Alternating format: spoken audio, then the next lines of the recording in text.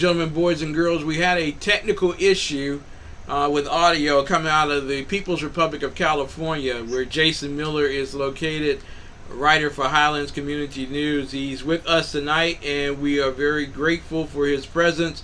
I wanted you all to get a clear understanding of what's happening in California, IA, capital K there is, in terms of worship and the attack on Christianity. Jason, you told me earlier today that there was a county in California which had outlawed worship. Is that true, sir? Yes, it is. Yes, it is true. And if you can't hear me at any point, just wave me on the screen. No worries. And then we can do it sign language. That's fine. No worries. Yeah. No, I'm kidding. I'm kidding. But back to this. Let's get to the serious point of this issue, Ken. Is the Ventura County, their Board of Supervisors did a blanket ban on all churches, that churches were not allowed to gather, churches were not allowed to sing. And so what happened is they held this Pastor Rob McCoy, over in the Newport area of Ventura County, in contempt of court, saying he had violated it. And then the judge made a ruling that the first 1,001, I'm not lying, 1,001 people, including himself, if they had gathered inside that church, that every person, including the pastor, would be charged with a misdemeanor. So Pastor Jack Hibbs, who you played his video on last Friday's show, you heard his call to action. The call to action was partially for that church right there.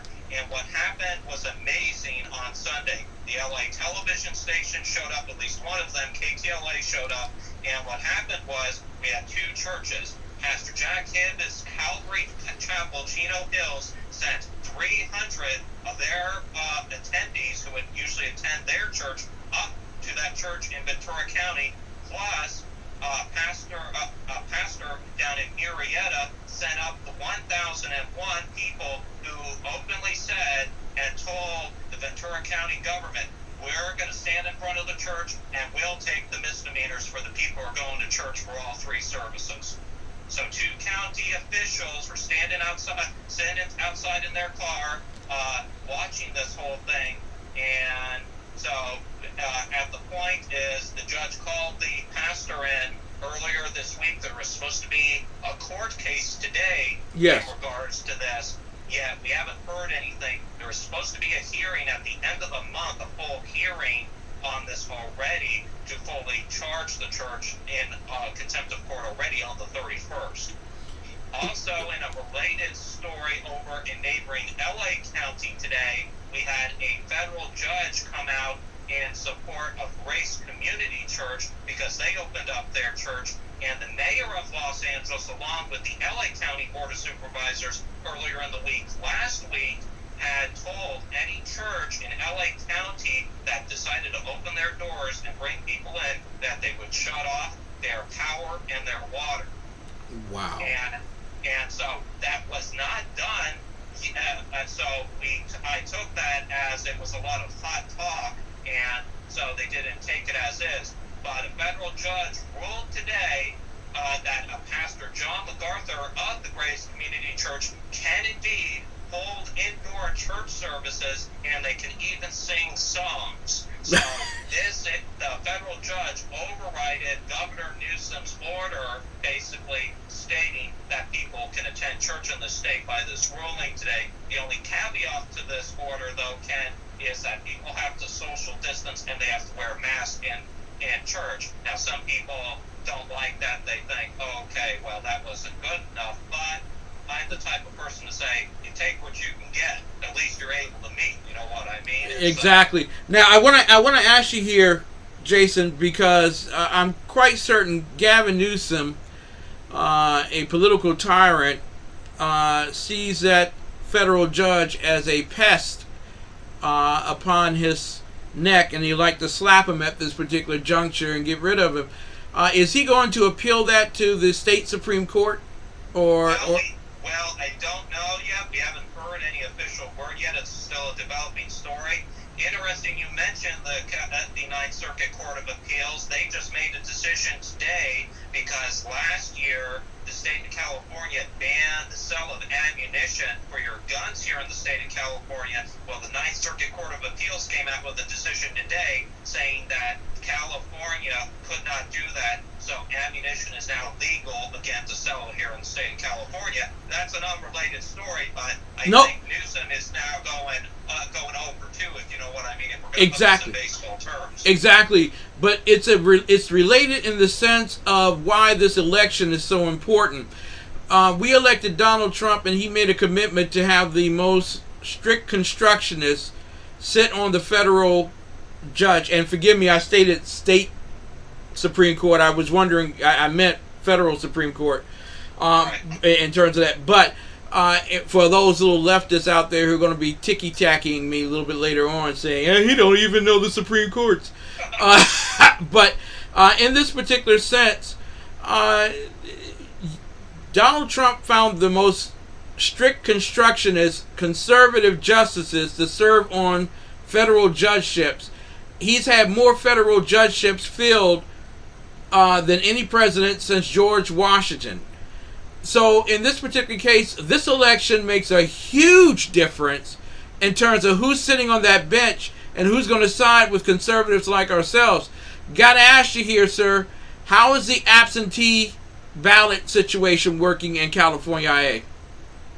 Well, there is inner fighting with this whole thing, and the post office came out late this evening, according to the Associated Press, and says, and told the states, we're not ready for this. We're not ready for this. Post office is already plagued with issues. I just finished writing a local story for my publication here. People are already having issues with their mail. They're waiting 5 days for mail to show up in their mailbox. And how is the United States Postal Service able to get you your ballot on time? It's a good thing to ask. And I know a lot of people here on some local Facebook pages are blaming Donald Trump for the issue, but this is an unprecedented thing. Yes, we've done by mail voting before, but we have done it in the instance of for military type people, for people who work outside the country. Yeah. But I don't think we've ever done this in this unprecedented format before. And with the way Gavin Newsom, our governor here in California, he is actually limiting the amount of in-person polling places so people will vote by mail. So he's actually forcing them to do it. And so that you can say by 10,000 people, for every 10,000 people, there's going to be a voting place. So you look at a county such as Los Angeles County or San Francisco Bay Area, or even down in my old hometown of San Diego County, they say the amount of in-person voting places is going to be very limited this year. Exactly. And then if we put this on a nationwide scale, it's astronomical because every state runs their elections differently with their own register of voters. It's this is a issue that is going to be a real big issue upcoming November. And on top of it, under Governor Gavin Newsom's executive order, these bigger polling places can now open 4 days before the election actually takes place. Wow. Now I got. Let me clarify some things for people who are listening at home. First and foremost, Dr. Fauci earlier today, and the CDC stated that there should be no reason, if the process of wearing a mask and you stay 6 feet apart should impede any type of in-person voting.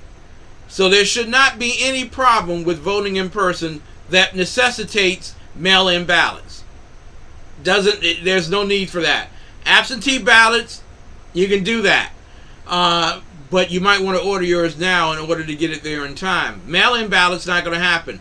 The Speaker of the House decided not to move forward with an agreement with Trump's administration on a stimulus package because they were not going to get $25 billion to go to the post office to ready the post office for the mail-in balloting to go on for this election. One of the last thought on this particular thing here, We have a new postal general. However, he stated 2 months ago that there's a great deal of cleanup that has to take place at the post office to make it even profitable and efficient. On top of that, they're still facing COVID. So they have a limited staff, and they can't get the mail out, your regular mail out, on a timely basis. To heck with you getting a mail-in application. You, sir, commentary on that. Well, as I said, I've read for my publication on this. People already ticked off here in the local city of Highland, where I work, that they're not getting their mail on time. And then on top of it, the power company calls up and say, "You didn't pay your power bill. We're going to turn your power off." And then they put their hands up in frustration and say, "Hey, it's not me. Blame the postal service. Send the bill over to them. Leave my power on." You know what I mean? So exactly. If people can't pay their bills on time, how do you expect them to vote on time? And one particular Facebook post I saw, even the local election officials can't get anything right. They sent something out for the November election. It didn't even say November. It said August. So if the postal service can't even get the stuff out on time, but we shouldn't even be afraid of that. The local election officials can't even get the ballots put together correctly. It's like this is how can I put it? This is like putting the election on board the Titanic, and we're having the Titanic sinking. It's 3/4 down, and people are jumping off the ship, and the mail hold's already flooded. Exactly. And there's going to be some leftists on the ship that's going to say maybe we should move it to the other side of the deck. Now, I got to ask you here, California IA, the home. The adopted home of well, I don't know if it's her home or not, but the home of Kamala Harris. That's debated, sir. The home of Kamala Harris, who can either be on Monday an Indian American and on Tuesday an African American. I gotta ask you here, what are the sounds? What are the whispers that you're hearing from both the left and the right on Kamala Harris and California IA? Really, for what I'm hearing, I hear a lot of the national stuff, but I can tell you local media people, they acknowledge her Indian, Jamaican heritage. One particular media company, the Next Star Media Group, out of their Washington bureau, I was reading their wire service report, they actually admit that, her parents are of Jamaican or of Indian descent. So, unlike one of the other presidential candidates out there who our president has deemed as Pocahontas, we'll leave it at that. Yeah. But, if that was anything to, and our prior president being rumored of not even being born of origin, I don't know if this is going to be a major issue in this election. It didn't seem like it was a major issue when it came to President Obama and Mitt Romney, and even John McCain before that. So I don't know. I don't think this is going to become a major issue. I think what is going to be the major issue is what Kamala Harris or Senator Harris has done as Attorney General in this state, and what she did up in the Bay Area as a DA. I think that's what's maybe coming back to bite her. And sometimes the people I talk to, some people wish that it was Harris who was running for president and not Joe Biden, because they think President Trump could wipe Harris off the stage with her bad crime record. Considering President Trump is the law and order candidate, at least that is being what is perceived even in conservative circles, that he is considered a law and order candidate. And with all these issues going on with Black Lives Matter and everything up on the forefront, how she can answer why some of these shootings and the way she's handled some of these cases as Attorney General, and as I say before, as her time as an aforementioned DA up in San Francisco, I think that she has to be more worried about those issues than where she was born and where her roots lie. Exactly. Well, Willie Brown is becoming a thorn in her side. The former mayor, Speaker of the House, Willie Brown is not shying away from the fact that he had a relationship with her. And in fact, a NBA photographer was fired today because he put on his website the logo Joe and the Hoe. I want to ask you, are women finding it difficult to support Kamala Harris because it's assumed, and it's not even assumed, it's presumed that she slept her way to the top? Again, you mentioned that word. I was waiting for a beeper sound to go off here. Where's the internet version of the FCC? I'm hearing Monica Lewinsky screaming foul in the background in my back closet somewhere. Sorry, I couldn't help myself, Ken. It's Friday. Yeah, you go. But on that issue, one thing I think I have noticed is feminists don't like calling out their own for their own bad misdeeds, and so feminists are sometimes their own worst enemy. And again, I don't think President Trump's going to be bringing this up in the debates because she can turn it on him and bring up his so-called extramarital stuff that he's had in his past. So coming from me, some of these issues, I don't know if they're going to be brought up. And I don't know. I get the sense that President Mike Pence, he's going to be the one. There's only one vice presidential debate. Yeah. And I don't get it. I get a sense from him he doesn't want to get into that. Well, of course. He's more of a family. He's a very Christian man. In fact, Pastor Jack Hibbs says he knows Vice President Pence from his time when he was a congressman. So I don't need to try to go into the mind of Vice President Pence when the debates come up. And considering how the campaign trail is going to be done with everything being virtual this year, I think there's going to be more of a social media war this year than it is going to be an in-person campaign battle, the debates being the exception. I think the debates will be very important. The debates were downplayed in recent years. I think the debate is going to be, debates per se, are going to be very important this year because everybody's going to be at home. Kids aren't going to school in the majority of the country. I know there's a few states that actually have kids going to school, but I actually think these debates are going to be important. And we haven't announced moderators yet, so it'll be interesting who they announce as moderators for this particular thing. It all depends on the moderator.